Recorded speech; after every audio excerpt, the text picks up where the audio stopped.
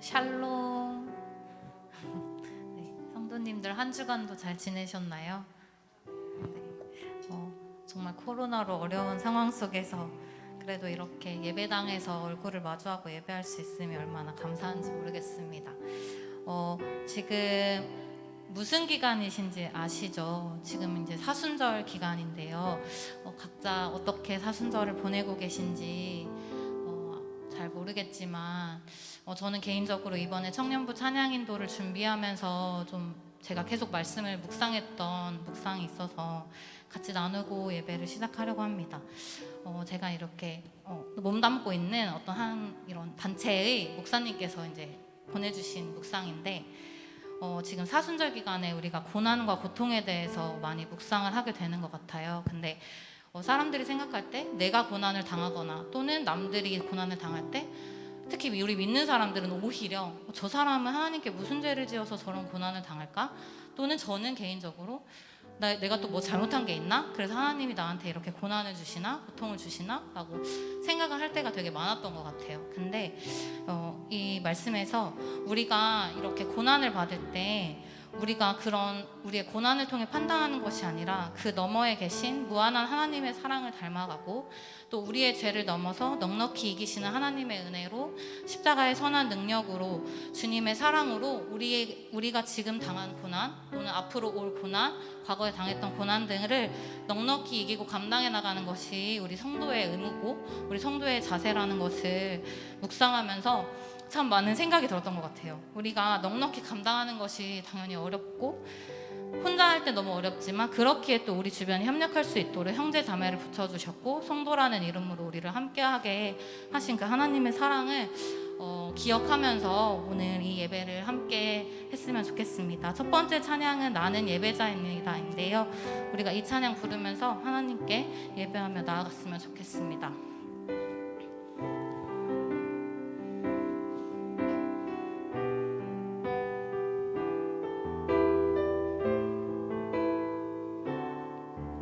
나는 하나님을 예배하는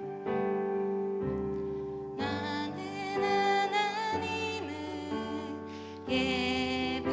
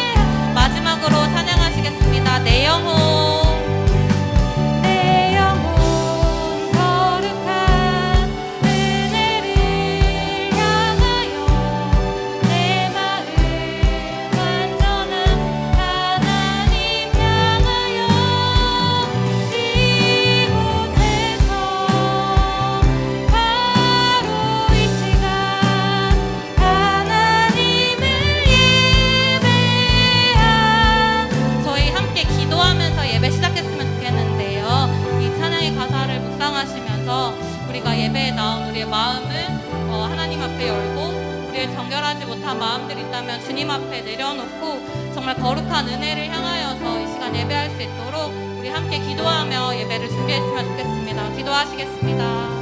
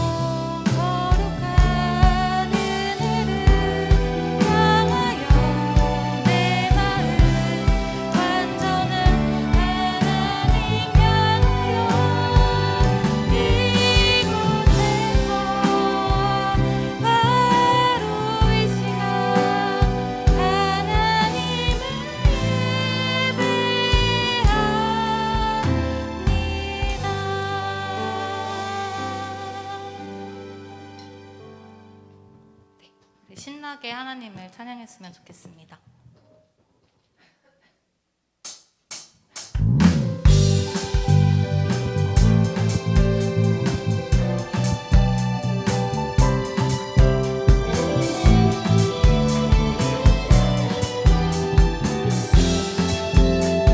주의 약속하신 말씀, 주의 약속하신 말씀 위에서 영원토록 주를 찬송하리라.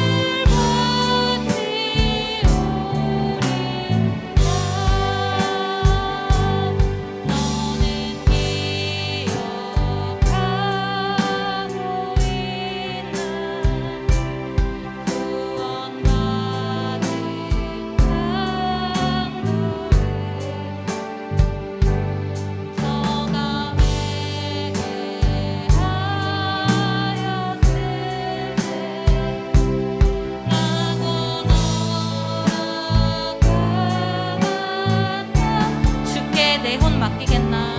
주께 내 혼 맡기겠나. 죄우스니 믿으며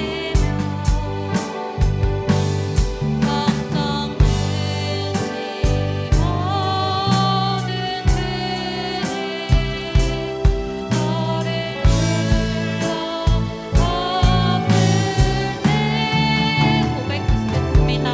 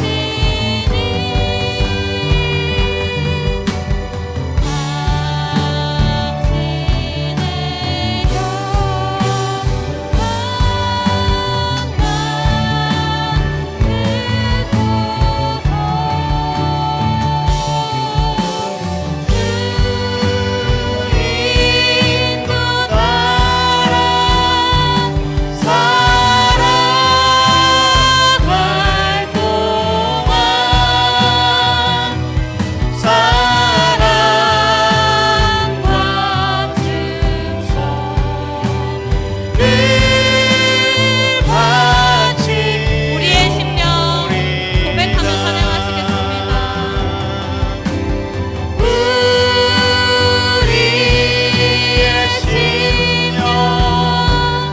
주의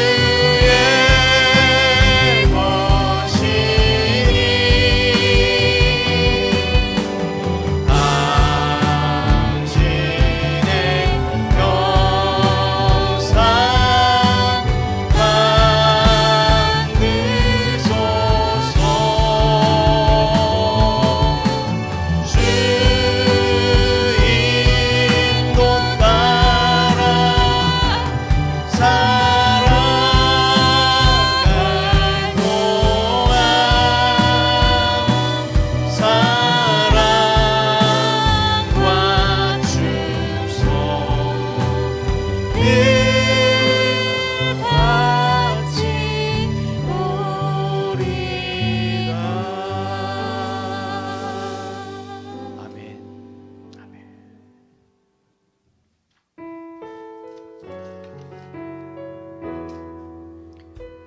마음을 모아 우리가 주의 보좌로 나아갑니다.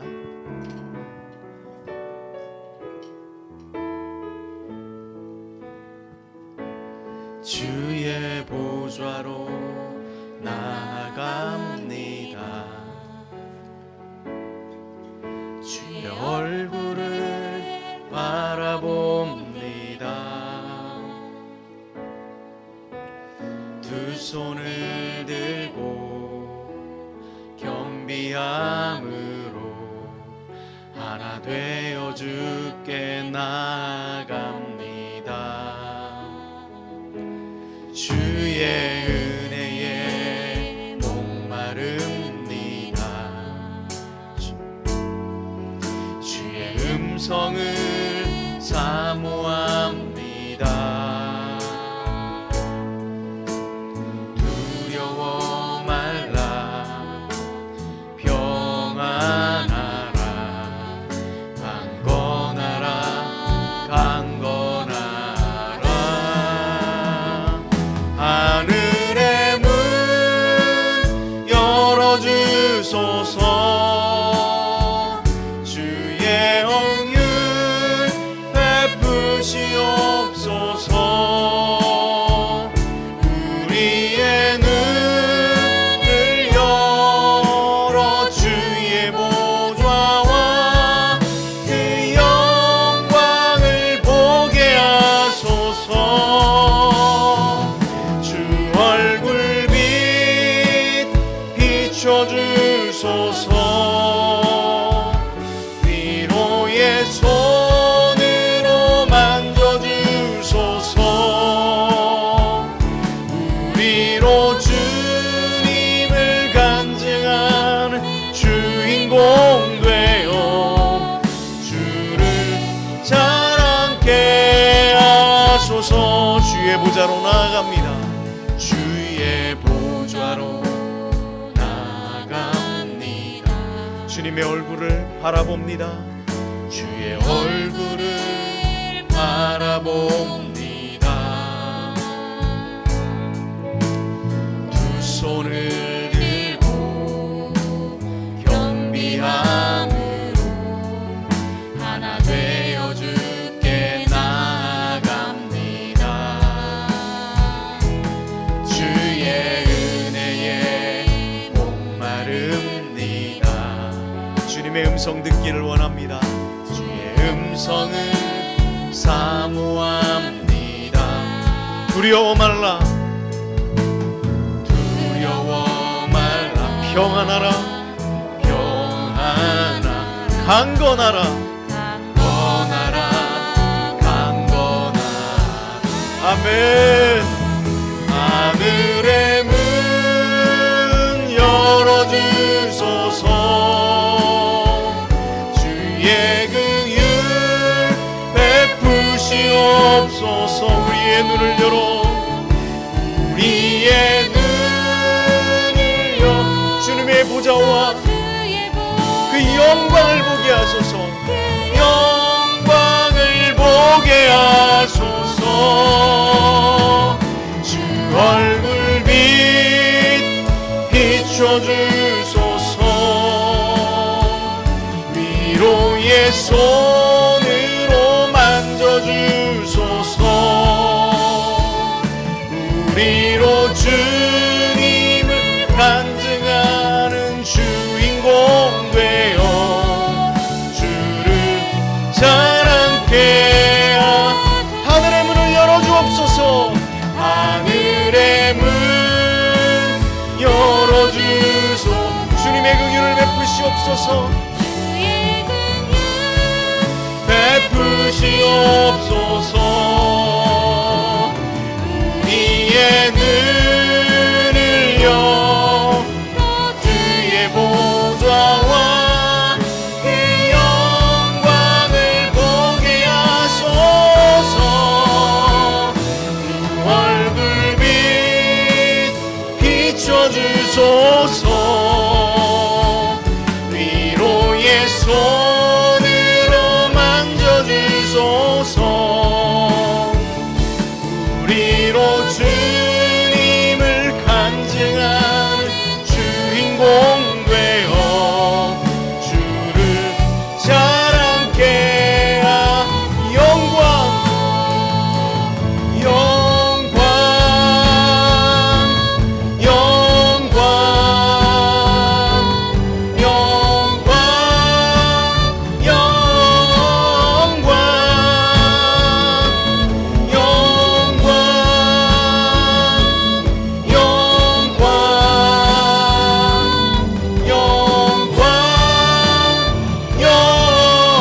영광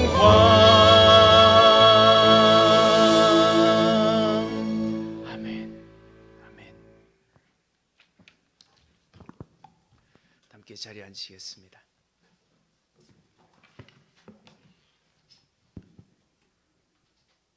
시간 우리 하나님께 기도하시겠습니다. 너희는 여호와를 만날 만한 때에 찾으라. 가까이 계실 때에 그를 부르라. 악인은 그의 길을, 불의한 자는 그의 생각을 버리고 여호와께로 돌아오라. 그리하면 그가 긍휼히 여기시리라. 우리 하나님께로 돌아오라. 그가 너그럽게 용서하시리라. 아멘. 하나님, 우리는 지금 매우 힘들고 어려운 고난의 길을 걸어가고 있습니다. 코로나19로 인하여서 많은 사람들이 고통을 당하며 대통령 선거로 인하여서 많은 이들이 갈라쳐져 있으며 우크라이나 전쟁으로 인하여서 많은 사람들이 죽어가고 있습니다. 하나님, 우리는 지금 하나님께 기도할 때입니다. 하나님의 이름을 부를 때입니다. 우리의 죄를 하나님께 고백하고 우리를 너그럽게 용서해 달라고 기도해야 할 때인 줄 압니다. 하나님, 이곳에 호산나 교회를 세워주셨습니다. 하나님께서 기도하라고, 전도하라고, 말씀 전하라고 세워주신 이 호산나 교회가 하나님, 이곳에서 하나님의 뜻을 바로 알게 하시고 하나님의 말씀을 바로 전하게 하는 귀한 교회가 되어지도록 주님 도와주시옵소서. 아버지, 이곳에서 기도하며 말씀 들으며 하나님께 간구하는 우리 호산나 교회 성도님들을 돌보아 주시옵소서. 지난 일주일 동안 세상을 보내셨습니다. 세상에 나가서 하나님께서 주신 사명대로 살라고 명령하셨습니다. 나가서 하나님의 뜻을 전하라고 하였습니다. 하나님, 예수님의 삶을 닮아가라고 하셨습니다. 그러나 우리는 그렇게 살지 못하였습니다. 너무나 작은 것에 불평을 하였고 너무나 작은 것 가지고 이웃과 싸웠으며 너무나 작은 욕심을 가지고 나의 것만을 찾으려고 부르짖었습니다. 기도할 때마다 우리는 나의 것만 달라고, 나만 안전하게 해달라고, 나만 지켜달라고, 나에게 물질만 달라고 그렇게 살지는 않은지요. 하나님, 이 시간 회개합니다. 하나님, 입술을 열어서 하나님께 부르짖어 회개할 수 있도록 하나님, 우리 호산나 교회 성도님들을 지키고 인도하여 주시옵소서. 하나님, 이 나라를 위해서도 기도합니다. 이 나라가 너무 두 양부류의 사람들로 나뉘어서 서로가 서로를 인정하지 못하고 용서를 하지 못하며 자기의 죄를 인식하지 못하고 그저 변명에 아버지 살아가고 있습니다. 하나님, 새로운 대통령을 저희들에게 보내주셨는데 하나님의 말씀에 경외함을 가지고 이 나라를 공정과 사회로 통치하게 하여 주시옵소서. 하나님, 또한 지금 러시아와 우크라이나의 그 전쟁으로 인하여서 많은 사람들이 힘들어합니다. 하나님, 함께 하시고 이 전쟁이 빨리 종식되어서 아버지, 이제 세계 평화가 다시 이루어질 수 있도록 주님 도와주시옵소서. 하나님, 코로나로 인하여서 힘들어하는 모든 사람들을 위해 하나님의 사랑과 은혜가 넘치게 하여 주시옵고 우리들이 가진 것을 서로 나누며 살아가는 예수님의 사랑을 보여줄 수 있기를 간절히 바랐고 원하옵나이다. 하나님, 이제 단위의 귀한 목사님을 세워주셨습니다. 목사님께서 오늘 고린도전서 3장 9절에서부터 17절의 말씀을 가지고 말씀을 전할 터인데 하나님, 그 말씀을 우리가 들으면서 하나님께 영광 돌리고 하나님의 말씀에 따라 살아가게 하여 주시옵소서. 나는 진짜인가? 예수님 앞에서 나는 진짜인가를 하나님의 목사님께서 말씀을 선포하십니다. 준비하신 말씀 성령님과 동행하시면서 선포하게 하시고 하나님의 은혜 가운데에 우리 듣는 이들이 하나님께 은혜를 받는 귀한 시간 되어지도록 주님 도와 주시옵소서. 아버지, 호산나 성도님들 가운데 병중에 힘들어하는 성도님들이 있습니다. 육신의 불편함 때문에 힘들어하는 성도님들이 있습니다. 그러나 하나님께서 그 성도님들을 위해 주신 뜻이 무엇인지 알고 그 가운데에서도 하나님의 이름을 부르며 찬양하는 귀한 믿음의 형제 자매들 다 되어질 수 있도록 주님 도와 주시옵소서. 오늘도 여러 가지 모양으로 수고하는 성도님들 외에도 하나님의 은혜와 사랑이 넘치게 하여 주시옵소서. 이제 예배 말씀을 듣는 시간입니다. 처음부터 끝까지 하나님께서 인도하여 주시옵고 우리를 죄악에서 구원하여 주신 예수님의 이름으로 기도드립니다. 아멘.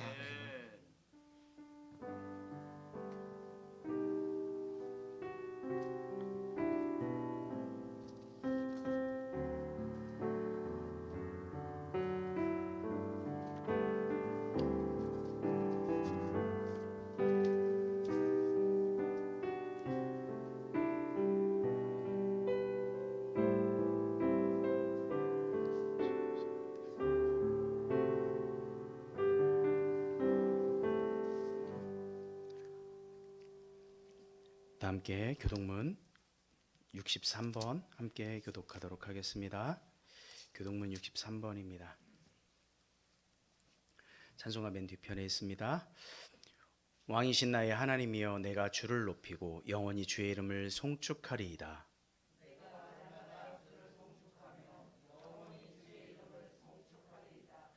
여호와는 위대하시니 크게 찬양할 것이라. 그의 위대하심을 측량하지 못하리로다.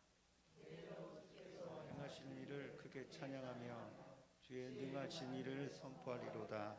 주의 존귀하고 영광스러운 위엄과 주의 기이한 일들을 나는 작은 소리로 읊조리리이다.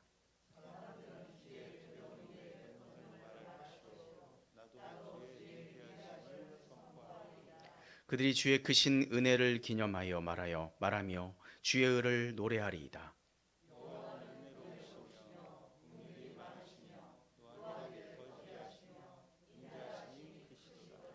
여호와께서는 모든 것을 선대하시며 그 지으신 모든 것에 긍휼을 베푸시는도다.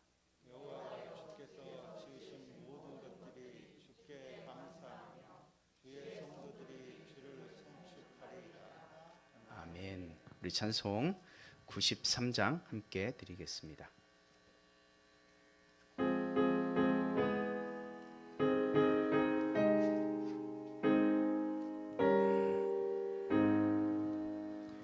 예수는 나의 힘이요 내 생명 되시니 구주 예수 떠나 살면 죄 중에 빠지리. 눈물이 앞을 가리고 마음에 근심 쌓일 때 위로하고 힘주시리 주 예수. 예수는 나의 힘이요 내 친구 되시니 그 은혜를 간구하면 풍성히 받으리. 햇빛과 비를 주시니 주수할 곡식 많도다. 귀한 열매 주시느니 주 예수.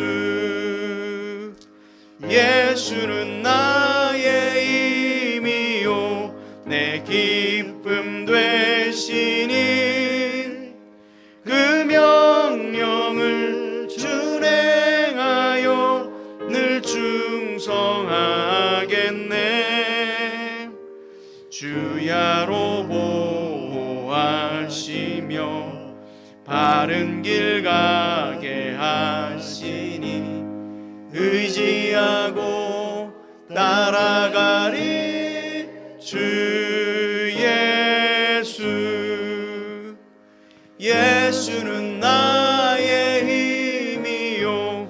내 소망 되시니 이 세상을 떠나갈 때 곧 영생 얻으리 한없는 복을 주시고 영원한 기쁨 주시니 나의 생명 나의 기쁨 주 예수. 아멘.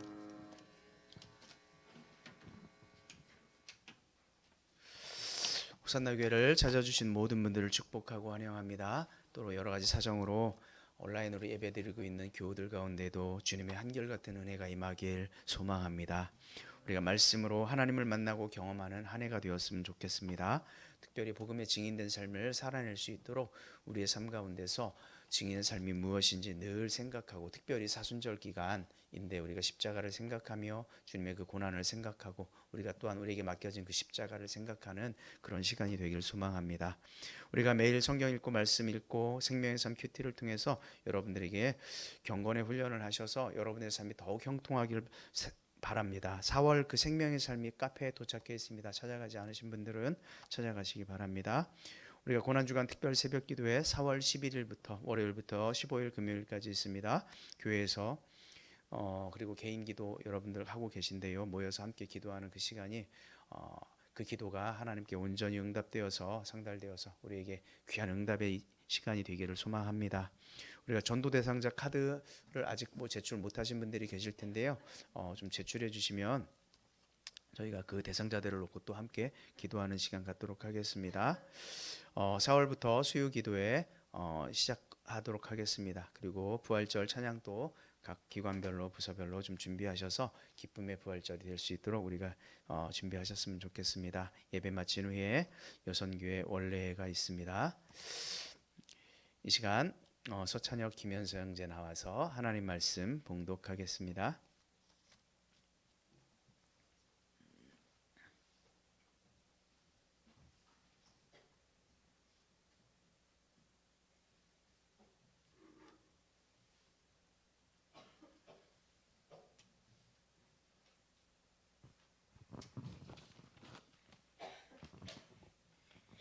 오늘 말씀은 고린도전서 3장 9절에서 17절까지 말씀입니다.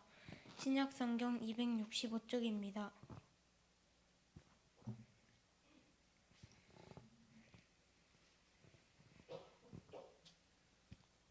봉독하겠습니다. 우리는 하나님의 동역자들이요 너희는 하나님의 밭이요 하나님의 집이니라. 내게 주신 하나님의 은혜를 따라 내가 지혜로운 건축자와 같이 터를 닦아 두매 다른 이가 그 위에 세우나 그러나 각각 어떻게 그 위에 세울까 조심할지니라.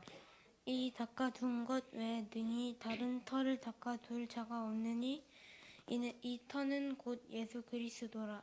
만일 누구든지 금이나 은이나 보석이나 나무나 풀이나 집으로 이 터 위에 세우면 각 사람의 공적이 나타날 터인데 그 날이 공적을 밝히리니 이는 불로 나타내고 그 불이 각 사람의 공적이 어떠한 것을 시험할 것임이라. 만일 누구든지 그 위에 세운 공적이 그대로 있으면 상을 받고 누구든지 그 공적이 불타면 해를 받으리니 그러나 자신은 구원을 받되 불 가운데서 받은 것 같으니라.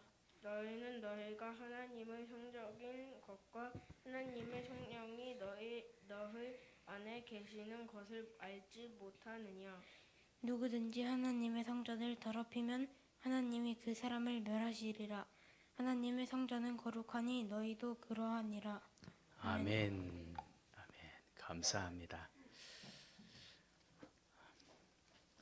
늘 느끼는 거지만 이렇게 또 어려서부터 성경을 읽고 이렇게 하는 것이 얼마나 큰 은혜인지 모르겠습니다.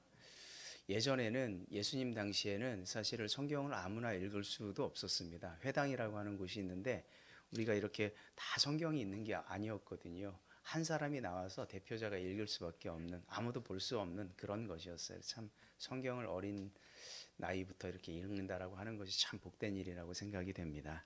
이 시간 함께 우리 찬송하면서 준비하신 헌금 드립니다. 95장 찬송입니다.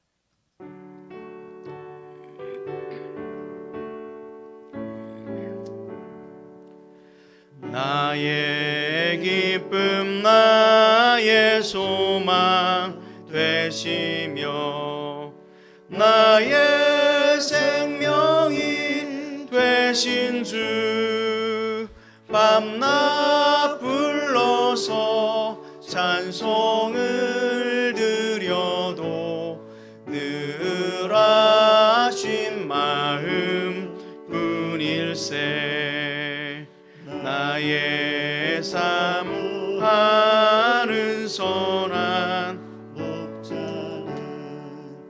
어느 꽃다운 동산에 양의 무리와 늘 함께 가셔서 기쁨을 함께 하실까 길도 없이 거친 넓은 들에서 갈 길 못 찾아 애쓰며 이리저리로 헤매는 내 모양 저 원수조로 하도다 주의 자비롭고 화평한 얼굴 모든 천사도 반기며 주의 놀라운 진리의 말씀에 전지가 와답하도다 나의 진정 사모하는 예수님 음성조차도 반갑고 나의 생명과 나의 참 소망은 5절 한 번 더 합니다. 5절 찬송 나의 진정 사모하는 예수님 음성조차도 반갑고 나의 생명과 나의 참 소망은 오직 주 예수 뿐일세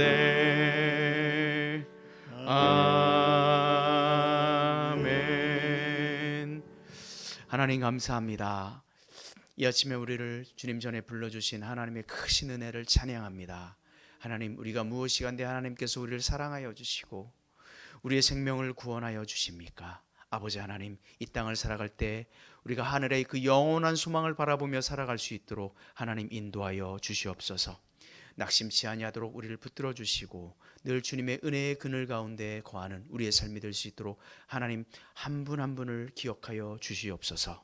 이 시간 주님 앞에 나올 때에 빈손으로 나오지 아니하고 귀한 예물을 주님 앞에 드립니다. 하나님 이 예물이 쓰이는 곳곳마다 하나님의 영광만이 나타나게 하여 주시옵소서. 11조 예물로 드립니다. 건축 헌금으로 감사 헌금으로 주일 헌금으로 또한 제목을 담아 주님 앞에 예물을 드립니다. 하나님 드린 손길들을 주님 축복하여 주시고 마음에 담긴 그 소원을 주님께서 이루어 주시옵소서. 행여나 물질로 인하여 궁핍하지 아니하도록 하나님께서 붙들어 주시고 한결같이 불꽃 같은 눈동자로 지켜 주옵소서.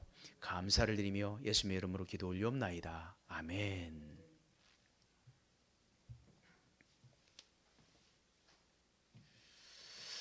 오늘 말씀은 나는 진짜인가 라고 하는 말씀으로 우리가 함께 은혜를 나누려고 합니다. 사진을 한번 보면서 말씀을 시작하겠습니다. 이곳은 이집트 그리스의 유적지 중에 있는 고린도라고 합니다. 혹시 보이는지 모르겠어요. 고린도는 그 밑에 펠레폰네소스 반도 그쪽에 있는 그곳이 고린도입니다. 고린도 항구 도시죠. 오른쪽에 바다가 있고 에게해가 있고 또 왼쪽에 아이오니아 해가 있습니다. 이 바다 사이에 그 협곡처럼 만나는 그곳이 바로 고린도입니다. 예를 들어서 에게해에서 아이오니아 해까지 배를 타고 가려면 400km 정도를 가야 하는데 사람들이 이렇게 가려면 굉장히 많은 시간과 비용이 들어가다 보니까 어디에 정착을 하게 되냐면 고린도라고 하는 곳에 머무르는 거예요. 고린도에서는 바로 그 옆에 아이오니아 해까지 간단하게 넘어갈 수 있습니다. 왜냐하면 거리가 한 7km 정도밖에 되지 않습니다. 그러다 보니까 고린도에 머물러서 한 7km면 뭐 성인 걸음으로 한두 시간이면 바로 아이오니아 해까지 넘어갈 수 있게 되는 거예요. 그러다 보니까 어떤 일이 굉장히 많은 일들이 발생을 하죠. 고린도에 많은 사람들이 모일 수밖에 없고 상인들이 모이고 많은 사람들이 모이니까 결국은 그곳에서 굉장히 많은 그런 경제적 활동들이 일어나게 됩니다. 하나를 더 좀 보시면 지금은 이런 게 있습니다. 고린도에 보면 사진을 하나만 더 보여줘 보세요. 자, 이렇게 아예 수로를 뚫었습니다. 그래서 저것이 뭐냐면 고린도 운하입니다. 전 세 개, 수에즈 운하, 그다음에 고린도 운하, 이렇게 3개 정도의 운하가 있는데 여기서 저 바다를 에게에서 아드리아해까지 뚫는데 한 6.2km 정도 됩니다. 그래서 쭉 가면 6.2km를 배를 타고 가는 거예요. 그러니까는 예전에도 동일했겠죠. 지금은 바울 당시에는 이런 운하가 없었습니다. 하지만 이 고린도를 거쳐서 다른 바다로 넘어가는데 너무도 유용한 도시가 바로 고린도였다라고 하는 것들 우리가 알 수 있죠. 고린도에는 그래서 여러 민족들이 다양한 풍습과 다양한 언어들을 가진 사람들, 그런데다가 다양한 종교들이 막 혼재되어 있는 그런 도시가 바로 고린도입니다. 너무나 활발한 상업 활동이 일어날 수밖에 없는 그런 지리적 특징을 가지고 있었죠. 바울 당시에도 굉장히 많은 사람들이 그곳에서 모여 살았습니다. 굉장히 큰 도시였습니다. 남겨진 유적지를 보면 그 당시 얼마나 큰 도시였는지 알 수 있는데 극장이 있었어요. 야외 극장입니다. 그 스포츠 경기를 하고 막 이런 경기를 할 수 있는 그 극장이 있었는데 2000년 전에 무려 어느 정도의 극장 규모가 되었냐면 2만 명이 넘는 규모가 들어갈 수 있는 극장 규모입니다. 그러니까 얼마나 큰 극장 규모였는지 알 수 있죠. 그래서 그곳에서는 여러 인종들이 모여서 운동 경기를 했고 올림픽에 버금갈 정도로 굉장히 큰 경기를 성대하게 치렀던 곳이 바로 고린도였었습니다.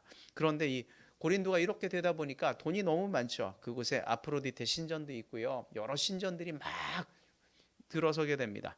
그 아프로디테 신전에는 그 신전을 섬기고 있는 1000명이 넘는 흔히 여사제라고 불리우는 실제로는 매춘부입니다. 매춘부들이 그곳에서 활동을 했습니다. 그래서 그리스어 그 고린도처럼 행동한다 이 말은 뭐냐면 매춘부처럼 어떤 매춘 행위를 하다 이 말하고 똑같은 거예요. 그러니까 고린도라고 하는 이 말 자체가 그들에게 그렇게 좋은 의미로 받아들여지지 않았습니다. 그만큼 타락한 도시였었죠. 곳곳에 술집이 즐비했고 상업적으로 부유했던 이 도시 여러 면에서 정말 타락한 도시의 대명사 하면 바로 어디냐? 고린도입니다. 바울이요. AD 한 50년경쯤 되었습니다. 2차 전도 여행을 떠나면서 고린도에서 1년 반에서 2년 정도의 시간을 보내게 됩니다. 그곳에서 뭐 했겠습니까? 복음을 막 전하는 거예요. 그런데 그 지역 특성이 어때요? 지금 앞에 설명드린 것처럼 너무도 정말 타락할 대로 타락한 그런 도시였던 거예요. 그런데 바울이 그렇게 그 힘든 곳에서 전도를 하고 말씀을 전했는데 결국 그곳에 교회가 생겼죠. 그 교회가 바로 무슨 교회입니까? 고린도 교회 생긴 거예요. 이런 타락한 환경 속에서 다양한 사람들이 고린도 교회에 모여들다 보니까 교회가 평탄할 날이 없어요. 너무 다양한 사람들이 모여 있다 보니까 그곳에는 늘 문제가 툭툭 불거져 나옵니다. 한마디로 말하면 그냥 걸어다니는 종합병원이 바로 고린도 교회였다는 거예요.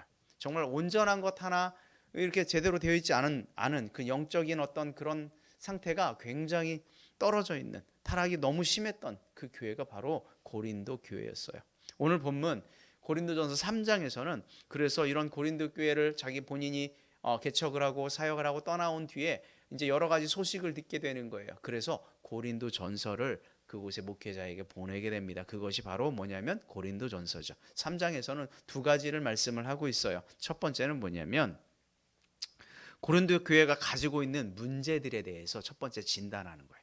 이 교회가 어떤 문제가 있는지. 두 번째는 그 문제를 해결할 수 있는 방법은 그럼 무엇인지. 이것을 바울은 이야기하죠. 첫 번째 문제를 바울이 3장에서 이야기한 문제는 바로 뭐였냐면 분열이었습니다. 분열.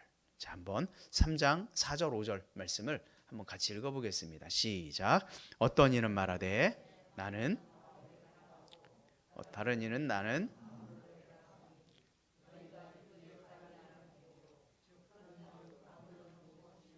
바울은 무엇이냐? 그들은 주께서 각각 주신 대로 너희로 하여금 믿게 한 사역자들이니라. 아멘. 자, 여기 보니까요. 어떤 지도자를 따르느냐에 따라서 막 이렇게 분파가 생긴 거예요. 처음에 고린도 교회를 누가 개척을 했어요? 바울이 개척을 했어요. 그 이후에 아볼로라고 하는 굉장히 유능한 말씀 사역자가 또 와서 막 말씀을 또 전하고 이렇게 했어요. 그러니까 그러다 보니까 그곳에 나는 바울파고 나는 아볼로파고 막 이렇게 생긴 거예요. 적어도 4개의 파가 그 고린도 교회에 있었습니다. 어떤 파는 베드로파였습니다. 또 어떤 파는 그리스도파. 뭐 굉장히 4개의 파들이 막 지지고 볶고 싸우고 맨 네가 잘났니 내가 잘났니 이러고 있었다는 거예요. 뭔 놈의 그렇게 파가 많은지. 이렇게 고린도 교회는 분파가 되어서 서로 분쟁하고 다투고 삐지는 일들이 계속 벌어졌습니다. 교회가 하나 되고 믿음을 지키기도 어려운 마당에 정말 파당을 지어서 이렇게 진행이 되고 있었다라는 거예요. 이외에도요. 뭐 그것뿐만이 고린도 교회에 있었겠습니까? 굉장히 많은 오해들이 많이 있었습니다. 십자가의 도를 마치 어떤 헬라 철학과처럼 생각을 해서 그런 오해도 있었고요. 성령님의 계시에 대해서 굉장히 무관심합니다. 별 관심 없이. 또 성적인 타락은 말할 것도 없고 교인들끼리 막 어떤 일로 이렇게 다투게 되었는데 그 일을 가지고 교인들끼리 해결하는 게 아니라 세상 법정에다 고소 고발해 버립니다. 우상에 드린 재물에 대해서 이거 먹어야 되나 말아야 되냐, 이거 시험 드니 많이 뭐 등등 해서 도덕적 태만 말할 것도 없고요. 예배도 엉망이었고 부활에 대한 오해도 굉장히 심각했던 이런 교회가 바로 고린도 교회였죠. 그런데 오늘 본문 3장에서는 굉장히 이런 다양한 문제들이 있었지만 분열에 대한 이런 이야기를 사도 바울이 이야기해요. 고린도전서. 그런데 왜 그 원인은 뭘까? 이 원인을 지금 바울이 이야기하는 거예요. 3장 1절에 그 원인을 바울이 진단합니다. 1절 말씀 한번 같이 볼까요? 자, 같이 시작. 형제들아, 내가 신령한 자들을 대함과 같이 너희에게 말할 수 없어서 육신에 속한 자 곧 그리스도 안에서 어린아이들을 대함과 같이 하노라. 자, 바울이 보니까요. 신령하고 영적으로 성숙한 사람들처럼 그들에게 얘기할 수가 없는 거예요. 그들을 보니까 육신에 속한 자, 그리스도를 믿기는 하지만 아직 뭐 어떤 사람이다? 어린아이 같다. 이렇게 본 거예요. 분열된 이유는 고린도 교회 안에 육신에 속한 자, 그리스도 안에서 어린아이들이 너무 많았기 때문이다. 바울은 그렇게 진단을 하게 됩니다. 예수님을 믿는 성도인 건 맞지만 영적인 어떤 성장이 멈춰버린 어린아이와 같은 성도들이 고린도 교회 안에 너무도 많았다. 교회 안에 어린아이와 같은 성도들이 가득하다 보니까 어땠겠어요? 당연히 시끄럽겠죠. 우리가 어린아이들이 너무 순수하고 좋잖아요. 하지만 이 어린아이들 정말 잘 달래가며 얼르고 달래며, 여러분들 아이들 키워봐서 알잖아요. 어렸을 때 그거 비 맞춰가며 다 키운 거잖아요. 지금 커서 자기가 어린아이적 시절을 생각을 못할 수 있지만 다 그런 과정을 거쳐서 우리가 큰 거예요. 영적인 것도 마찬가지라는 거예요. 믿음이 장성한 사람들은 다른 사람들을 이해하고 연약함을 덮어주려고 하고 묵묵히 기다리고 인내하지요. 하지만 어린아이들은 그렇게 하지 않는 거예요. 막 떼를 쓰고 땡깡 부리고 그런 아이들이 너무 많다 보니까 교회가 늘 문제가 많았어요. 바울은 고린도 교회의 이 핵심적인 문제가 영적인 성장을 멈춘 육신에 속한 어린아이들과 같은 믿음에 있었다라고 판단을 하고 진단을 내린 거예요. 이 진단이 끝나고 나서 그러면은 어떻게 할까요? 바울은 그 문제를 해결하기 위한 해결책을 제시합니다. 그것이 바로 3장 9절이에요. 3장 9절 말씀을 한번 같이 볼까요? 다 같이 시작. 우리는 하나님의 동역자들이요 너희는 하나님의 밭이요 하나님의 집이라. 자, 우리는 뭐라고요? 하나님의 동역자들이요. 우리는 누구겠어요? 그들이 이야기하고 있는 베드로, 아볼로, 바울 이런 모든 사람들, 이런 사람들은 하나님의 동역자다. 그리고 또 이어서 이야기하는 거예요. 그리고 너희들은 그럼 누구냐? 이렇게 묻죠. 너희들은 하나님의 밭이고 하나님의 집이다. 이렇게 이야기합니다. 그들은요, 바울, 아볼로, 베드로 이런 사도들을 뭐처럼 생각을 했냐면 마치 교주처럼 이렇게 생각을 하는 거예요. 교주처럼. 근데 그렇게 생각하지 마라. 우리도 하나님의 복음 앞에서 심부름을 하는 심부름꾼이고 사역자들이고 그 복음을 전하는 사람이다. 이렇게 얘기하는 거예요. 그러므로 당신들은 파당 짓지 마라. 그리고 또 하나 중요한 이야기를 하는 거예요. 그들이 너무 어린아이 같으니까 당신들의 정체성을 알고 있냐? 당신들의 정체성이 뭐냐? 그러면서 한 이야기가 바로 뭡니까? 너희는 하나님의 밭이요 하나님의 집이다. 밭이라고 하는 이 단어는 원어에는 게오르기온이라고 하는 말인데요. 이 밭이라고 하는 단어는 여기에만 나오는 신약성경에서 여기서 한 번 쓰였습니다. 바울은 자신은 아볼로 같은 사역자를 경작자라고 간주를 했을 때 당신들은 밭입니다. 이런 의미로 사용을 했습니다. 그래서 이 밭의 의미는 교회를 의미합니다. 교회 공동체를 의미하겠죠. 또 집이라고 하는 단어 오이코도메라고 하는 원어를 사용했는데요. 이것은 아주 자주 사용되는 그런 단어였습니다. 이것 또한 하나님의 교회, 하나님의 교회. 그러니까 한마디로 말하면 뭡니까? 고린도 교회 이 공동체가 그 성도들이 당신들은 바로 누구입니까? 당신들이 바로 하나님의 교회입니다. 당신들이 하나님의 그 거룩한 공동체입니다. 이런 얘기예요. 그러니까 바울과 아볼로는 하나님의 말씀을 전하는 동역자이고 그들 자신은 하나님의 교회라고 하는 이 사실을 그들이 정확하게 알지 못하니까 서로 하나의 교회가 되지 못하는 거예요. 서로 분파가 생기고 사역자로 인정하는 것이 아니라 마치 교주처럼 인정하니까 나는 이쪽 파고 이런 문제가 생겼다. 그런데다가 당신들이 믿음이 장성하지 못하니까 그냥 내가 하나님의 교회, 거룩한 교회라고 하는 이런 긍지가 없으니까 이런 일들이 발생했다. 이렇게 지금 진단하고 이야기를 하는 거예요. 사랑하는 호산나 공동체 여러분, 우리 모두는 하나님의 복음을 전하는 동역자가 되어야 될 줄로 믿습니다. 복음을 전하고 하나님의 나라를 이루어가야 할 그 사명이 저에게만 있겠습니까? 우리 모두에게 있는 줄로 믿습니다. 동시에요, 우리 모두는 하나님의 밭이며 하나님의 집이라고 하는 이 사실을 분명하게 기억하길 주의 이름으로 축원합니다. 우리 모두는 한 분 한 분이 하나님의 거룩한 교회인 줄로 믿습니다. 자, 이런 분명한 믿음과 정체성에 대한 확신이 없으면 늘 어떻게 행동합니까? 늘 어린아이처럼 행동하는 거예요.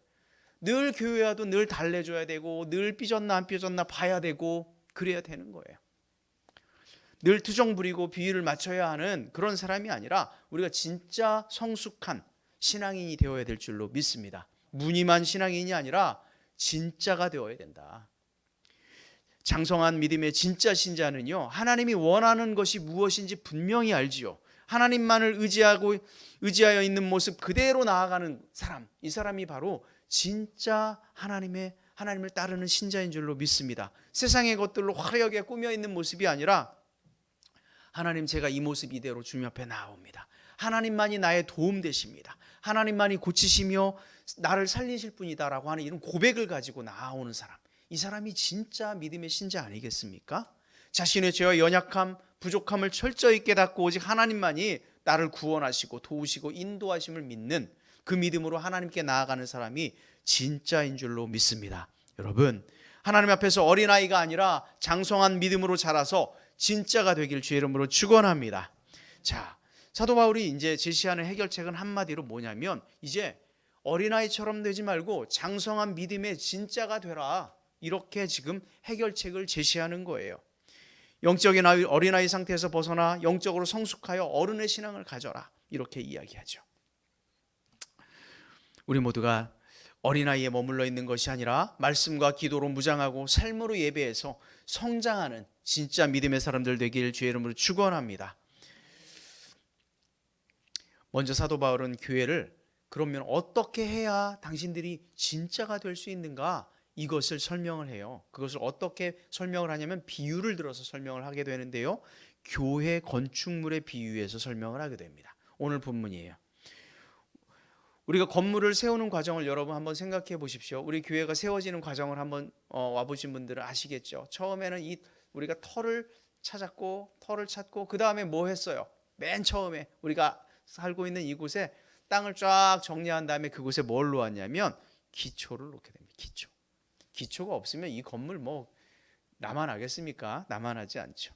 기초, 터를 정하고 터를 잘 닦아놓고 그 다음에 기초를 다진 다음에 한 일이 뭐냐면 건축 재료들을 다 사다가 건물을 실제로 짓게 되죠. 그래서 이런 아름다운 하나님의 성전이 되었습니다. 사도 바울 교회도 마찬가지라고 이야기를 하는 거예요. 일반 건물을 짓는 것처럼 교회라고 하는 것은 이 교회 건축물만을 의미하는 게 아니라 바로 예배하고 있는 저와 여러분들 한 분 한 분이 교회입니다. 이 교회는 어떻게 세워져야 되냐? 터를 정하는 거다. 터를 정하는. 그런 후에 여러 가지 재료로 그 믿음의 여러 가지 재료들로 교회가 세워져야 한다. 지금 이렇게 설명하는 거예요. 자, 그렇다면 믿음의 진짜와 가짜를 구분하는 기준이 뭐냐? 바울이 이야기합니다. 첫 번째 한번 같이 볼까요? 첫 번째 다 같이 시작. 예수 그리스도의 터. 자, 첫 번째는 예수 그리스도의 터입니다. 진짜와 가짜는 예수 그리스도의 터가 있느냐 없느냐의 차이입니다. 건물을 짓기 위해서 터가 중요하듯이 교회를 세우는 데 있어서 터는 너무도 중요하죠. 터가 부실하면 아무리 대단한 건물을 지어도 소용없습니다. 조금의 충격에도 무너질 수밖에 없습니다. 교회 마찬가지죠. 우리 개개인의 성도들, 각 교회들 여러분 한 분 한 분 다 마찬가지입니다. 이런 점에서 사도 바울은 자신이 지혜로운 건축자로서 고린도 교회의 터를 잘 닦아두었다 이렇게 얘기합니다. 본문 10절 말씀을 한번 같이 볼까요? 10절 다 같이 시작. 내게 주신 하나님의 은혜를 따라 내가 지혜로운 건축자와 같이 터를 닦아둠에 다른 이가 그 위에 세우나 그러나 각각 어떻게 그 위에 세울까를 조심할지니라. 자, 여기 보니까요, 내가 지혜로운 건축자와 같이 터를 닦아두었다 이렇게 얘기합니다. 바울은 고린도 교회를 세울 때 한 일이 바로 뭐냐? 지혜로운 건축자처럼 터를 닦아두는 일. 이 일을 사도 바울이 했다 이 이야기를 하고 있는 거예요. 에베소서 2장 20절에 보면 너희는 사도들과 선지자들의 터 위에 세움을 입은 자라. 그곳에서 동일하게 이야기합니다. 터를 닦는 일을 했다 이렇게 얘기하죠. 그렇다면 사도 바울이 마련한 그 터는 과연 무엇인가? 그것을 11절에 우리에게 이야기합니다. 자, 11절 말씀 한번 같이 볼까요? 11절 시작. 이 닦아둔 것 외에 능히 다른 터를 닦아둘 자가 없으니 이 터는 곧 예수. 자, 이 터가 바로 무엇입니까? 예수 그리스도. 바울이 고린도 교회를 세우기 위해서 터를 닦았는데 어떤 터 위에 닦았냐? 바로 예수 그리스도. 예수. 진짜와 가짜의 가장 큰 차이는 어떤 터 위에 세워져 있는가입니다. 사랑하는 교회 여러분, 진짜 교회는요 오직 예수 그리스도 위에 세워져야 한다는 것을 믿으시길 축원합니다. 예수 그리스도 외에 다른 터 위에 세워진 교회가 있다면 그것은 겉으로 보기에 교회 같지만 사실은 교회가 아니라 사탄의 집단일 수도 있습니다. 한국 교회를 어지럽히고 있는 신천지 하나님의 교회 잘 생각해 보십시오. 마치 교회처럼 그렇게 잘 포장되어 있죠. 하지만 그들은 이렇게 늘 이야기하죠. 한국 교회는 이미 타락했다. 그래서 우리가 나온 거다. 이렇게 늘 이야기합니다. 그런데 우리가 그들이 참된 교회가 아니라고 하는 사실을 금방 알 수 있죠. 왜요? 그들의 터가 틀렸거든요. 그들이 말로는 하나님을 믿고 예수님을 믿고 성경을 믿는다라고 말을 합니다. 하지만 신천지 교회, 하나님의 교회가 세워진 터를 잘 보십시오. 그 터에 누가 있습니까? 예수 그리스도가 있는 게 아니에요. 신천지 교회의 터는 바로 누구냐면 이만희가 터예요. 그렇지 않습니까? 하나님의 교회, 안상홍, 강길자, 장길자 이런 사람들이 터 아닙니까? 그래서 그들이 교주가 되는 거예요.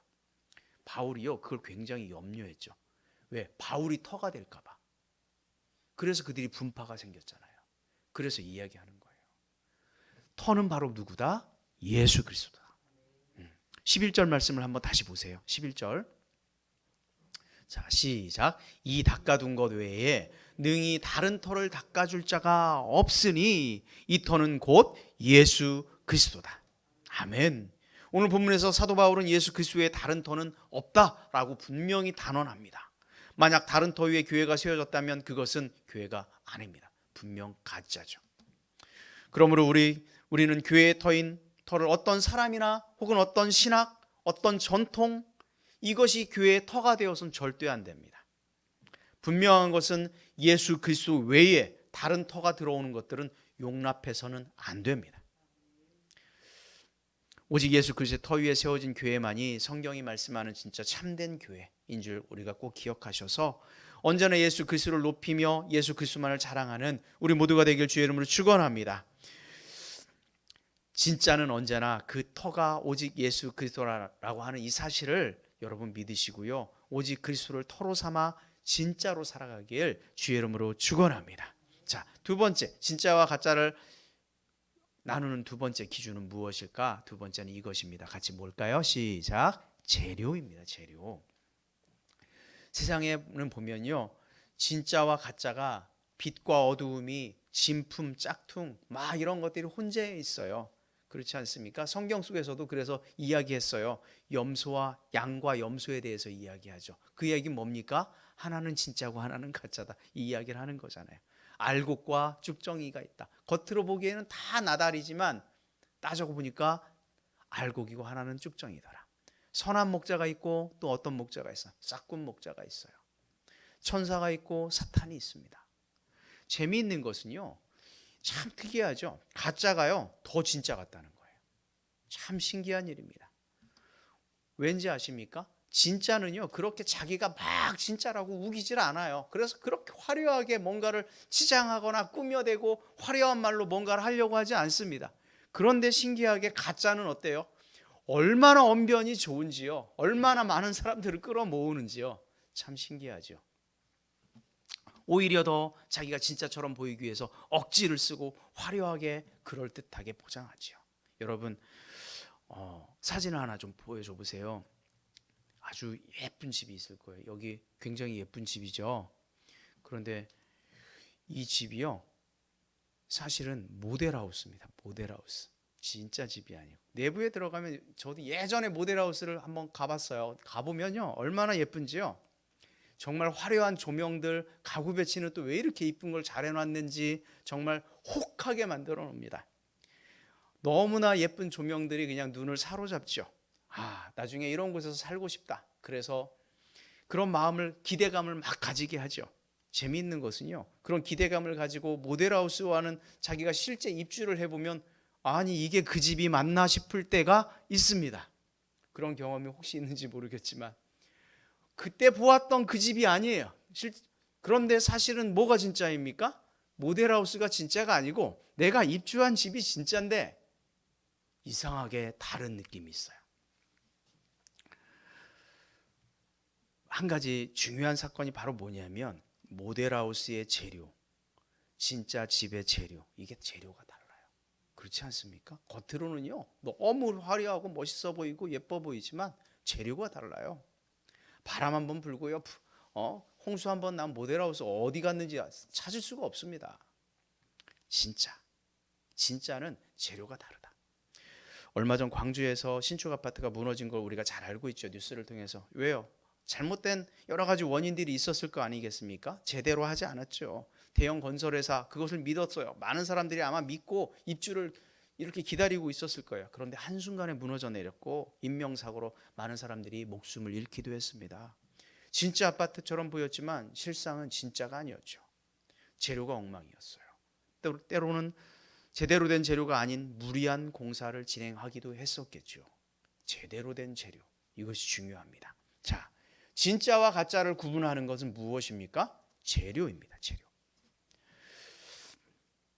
사도 바울은 진짜와 가짜를 구별하는 첫 번째 방법으로 터를 이야기했어요. 터. 내가 예수 그리스도의 터 위에 믿음으로 쌓아가고 있는가. 두 번째는 재료. 진짜 성도는 오직 예수 그리스도의 터 위에 지어 세워진 성도인 줄로 믿습니다. 그리고 이어서 터 위에 어떤 재료를 사용해야 하는지를 언급하고 있는데요. 그것이 12절 말씀이에요. 한번 같이 읽어보겠습니다. 12절 말씀 시작. 만일 누구든지 금이나.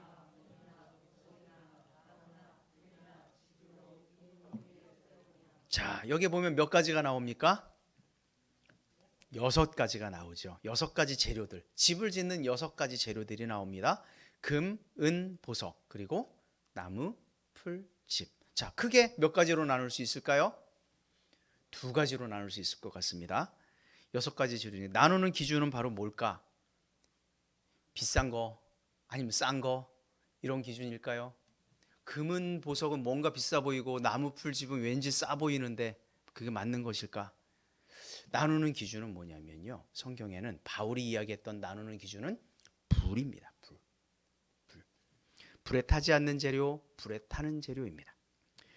금은 보석은 불에 타지 않는 재료라고 생각했습니다. 나무 풀 집은 불에 쉽게 타버리는 재료였습니다. 이 말씀에서 중요한 것은 뭐가 더 귀중한 것이냐가 아닙니다. 누가 더 비싼 것으로 교회를 짓느냐, 누가 더 귀중하고 소중한 것으로 하느냐가 아니라 불에 타는 것으로 하느냐, 타지 않는 것으로 하느냐. 이 말은 조금 더 확대하면 영원한 것으로 하느냐, 영원하지 않은 것으로 하느냐, 하나님의 말씀으로 하느냐, 세상의 가치로 하느냐, 이런 차이라는 거예요. 이게 왜 중요합니까? 그런데 왜 이런 재료들이 중요하냐? 13절 말씀 한번 같이 보겠습니다.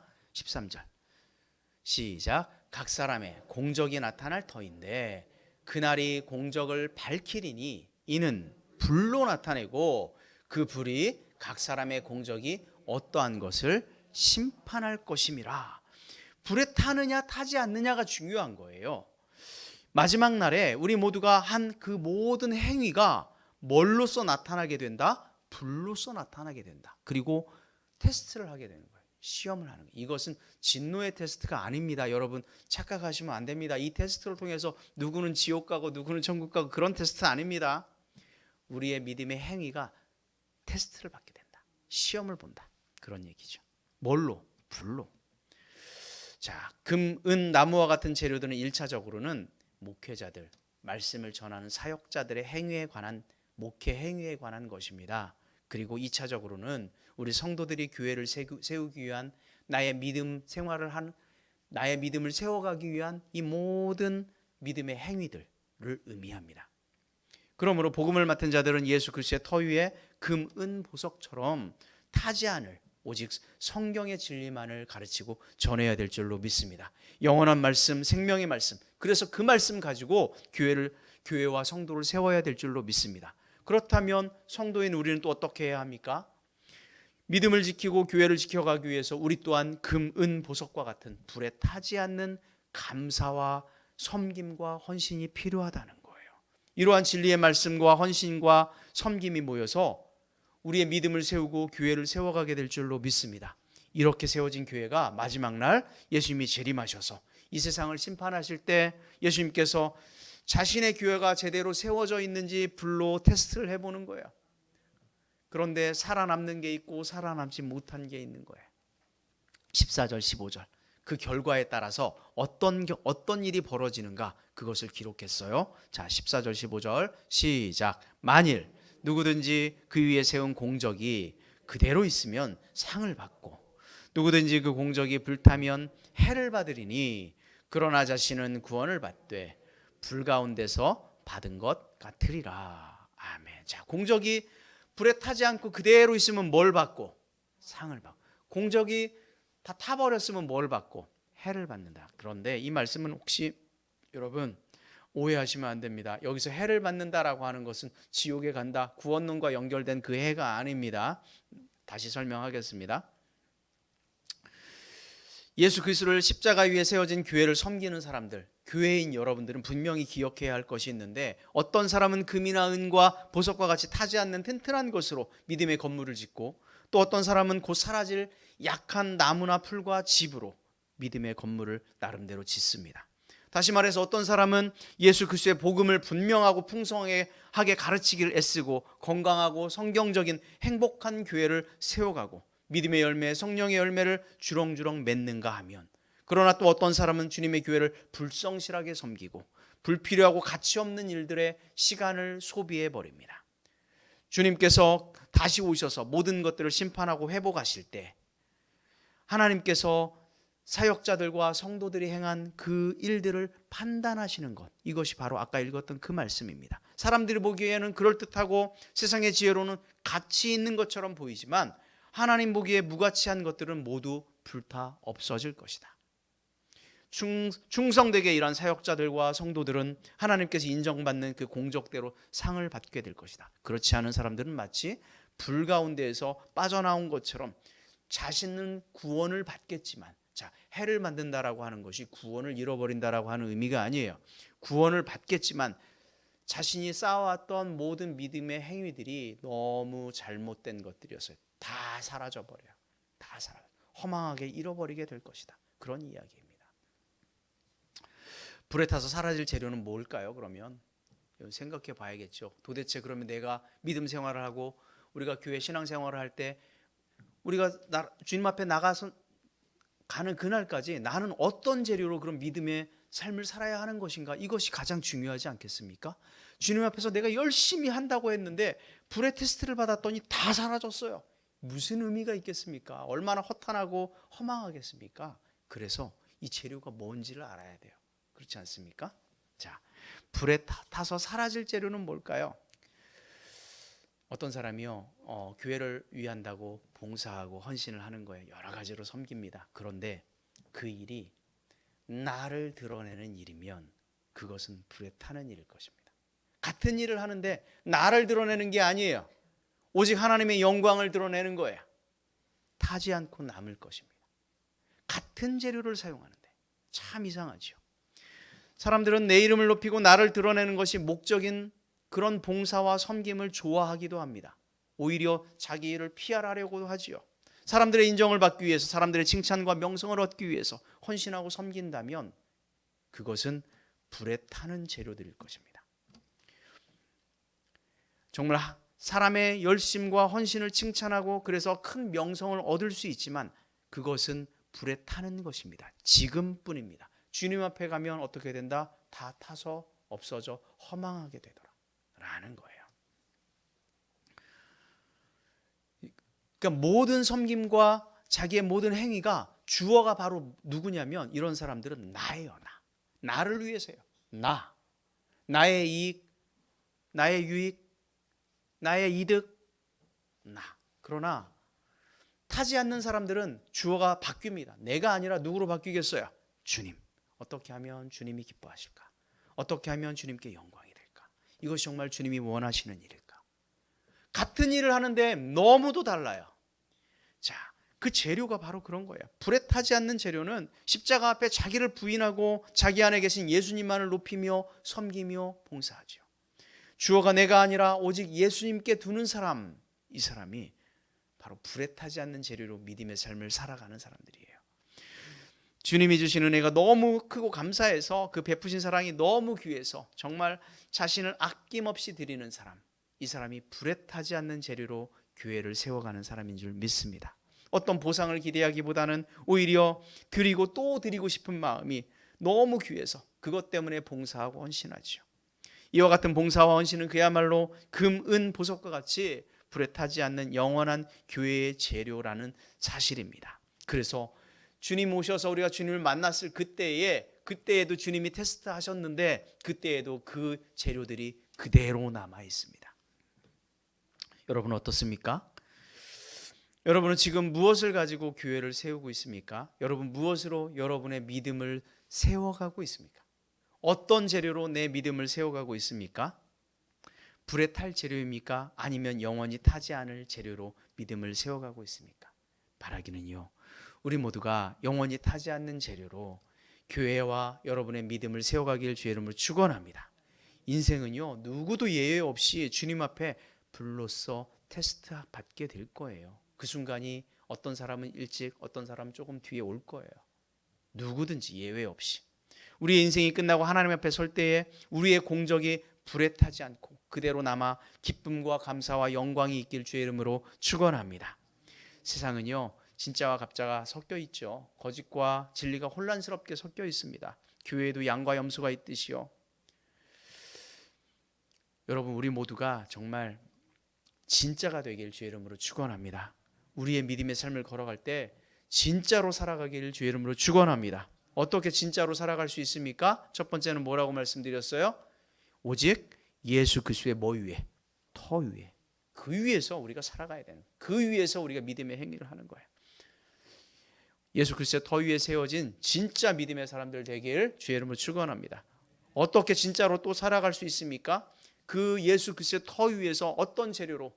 불에 타지 않을 그 믿음의 재료로 믿음의 열매, 생명의 열매, 성령의 열매를 맺어가는 거예요. 여러분 진짜 믿음의 사람들 되어서 정말 행복한 삶을 누리고 정말 주님 부르시는 그날까지 또 주님 앞에 섰을 때 우리가 기쁨으로 주님 앞에서 기뻐하며 찬송하는 그런 날이 있길 소망합니다.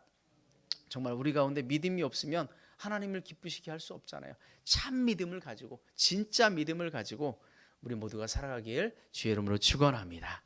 아멘. 이 시간 다 함께 자리에 일어나셔서 함께 찬송하도록 하겠는데요.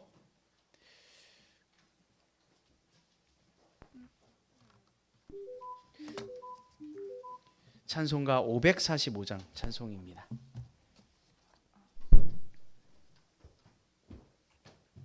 (545장)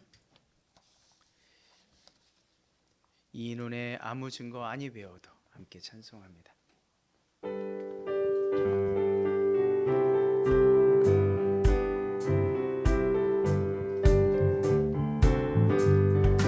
이 눈에 아무 증거 아니 배워도 믿음만을 가지고서 늘 걸으며 이 귀에 아무 소리 아니 들려도 하나님의 약속 위에서 한 번 더 이 눈에 아무 증거 이 눈에 아무 증거 아니 믿음만을 가지고서 늘 걸으며 이 귀에 아무 소리 아니 들려도 하나님 약속 위에 서리라. 걸어가세 믿음 위에 서서 나가세 의심 버리고 걸어가세 믿음 위에 서서 눈과 귀에 아무 증거 없어 이 눈이 보기에는 어떠하든지 이미 얻은 증거대로 늘 믿으며 이 맘에 의심 없이 살아갈 때에 우리 소원 주 안에서 이루리. 걸어가세 믿음 위에서 나가세 의심 버리고 걸어가세 믿음 위에 서서 눈과 귀에 아무 증거 없어도 주님의 거룩함을 두고 맹세하 주 하나님 아버지는 참 이쁘다. 이 귀한 모든 약속 믿는 자의 능치 못할 일이 그렇습니다. 주님 이제 우리가 걸어갈 것입니다. 걸어가세 믿음 위에서 나가세 의심 버리고 걸어가세 믿음 위에 서서 눈과 귀에 아무 증거 걸어가세 믿음 위에 서서 나가세 의심 버리고 걸어가세 믿음 위에 서서 눈과 귀에 아무 증거 걸어가세 믿음 위에 서서 나가세 의심 버리고 걸어가세 믿음 위에 서서 눈과 귀에 아무 증거 없어도 믿음이 없이는 기쁘시게 못하나니 곧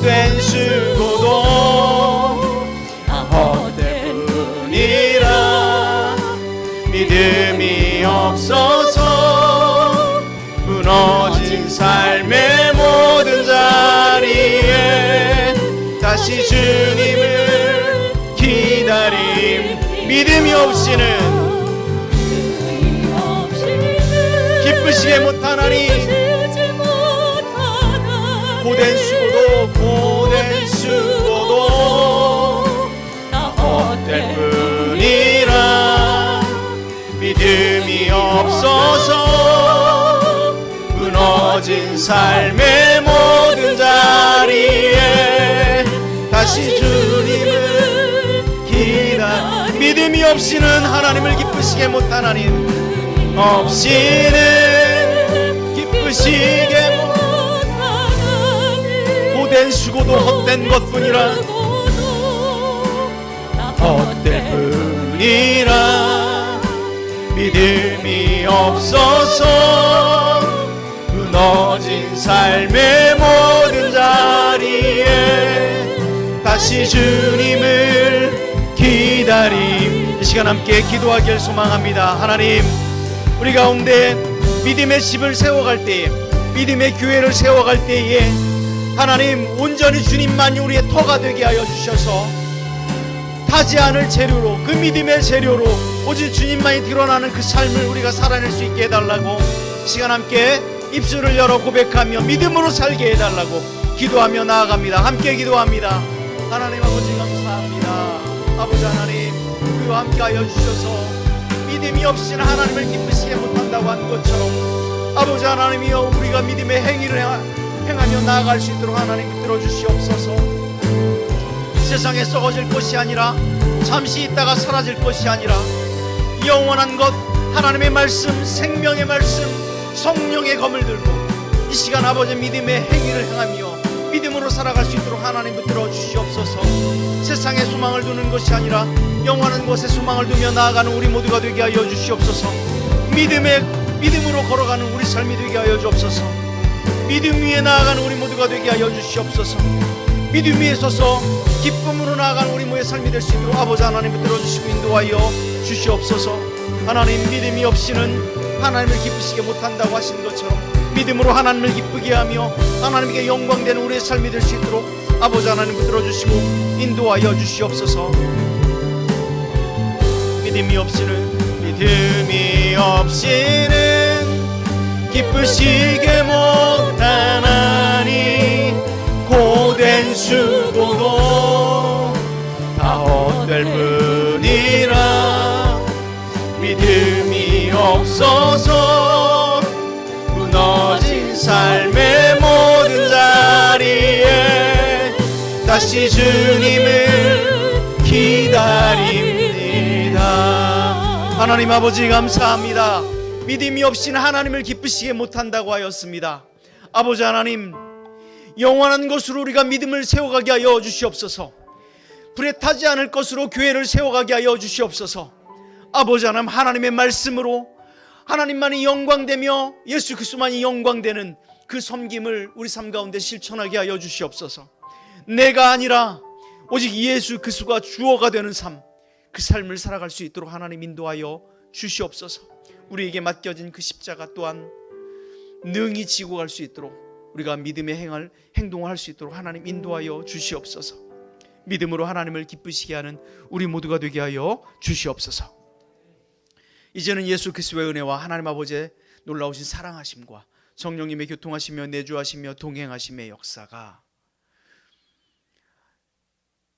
주님 만날 그날까지 불에 타지 않을 믿음을 가지고 예수 그리스도의 터 위에 믿음으로 세워가길 원하는 당신의 자녀들 머리 위에 가정 가운데 이제로부터 영원토록 함께하기를 간절히 축원드리옵나이다. 아멘.